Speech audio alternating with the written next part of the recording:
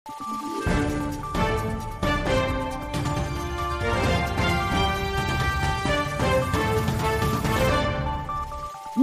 araw, Pilipinas! Ito ang Valiente News hatid sa inyo ng Office of the Vice President.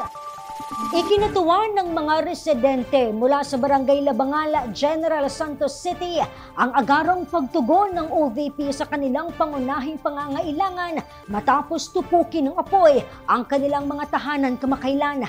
Narito ang ulat ni Jera Gomez.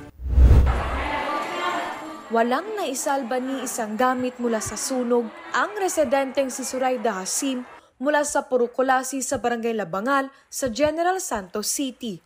Kwento niya, nakatanggap na lamang siya ng tawag mula sa kanyang anak tungkol sa trahedyang nangyari sa kanilang komunidad. Unya, pag-abot namin, wala naman tatira, maski nung sa among mga sanina, wala ma'am. Para kay Zoraida, malaking tulong sa mga apektadong pamilya ang ipinagkaloob na relief box ng OVP na naglalaman ng maraming non-food items tulad ng banig, kumot, mosquito net, tsinelas, toiletries at marami pa. Dako tabang giikan sa mga sanina, sa mga gamit, anak, kay unsaon, wala nakasanina.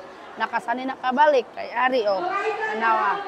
Dako katabangan sa iya. May mensahe rin ang iba pang mga residente para sa OVP at kay Vice President Inday Sara Duterte. Malaki ang aking pasasalamat sa ating Vice President Sara Duterte. No, alam ko na busy siya masyado pero hindi talaga niya kinalimutan ang Barangay Labangal, lalo na sa ganitong sitwasyon. Kahit malayo siya pero pinaparating pa rin niya ang kanyang tulong. Maraming salamat po, Vice President Sara Duterte. On behalf of the city government of General Santos, particularly those who were affected by the fire incident, nagpapasalamat po kami ng malaki sa, of course, kay Ma'am Sara for the assistance, okay, for reaching out to these people who are really very much in need of the assistance. Ako, daghang salamat nga nakadawat ni Ma'am. Daghang salamat una-una.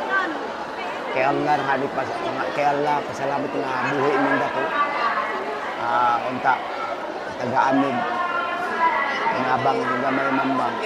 Magpapasalamat din po ako sa kay Inday Sara dahil sa tulong niya sa mga taong ganitong nangyayari. Maraming salamat kahiyatag sa amo nga si Inday Sara at lang kinabuhat sa amo. Mula rito sa General Santos City, ako po si Jera Gomez. Lahat para sa Diyos, bayan at pamilyang Pilipino. Valiente News. Marami pang mga balita ang dapat abangan dito lamang sa Valiente News. Ako si Claudette Loreto para sa makabuluhan, naninindigan at matapang ng mga ulat at impormasyon. Maraming salamat.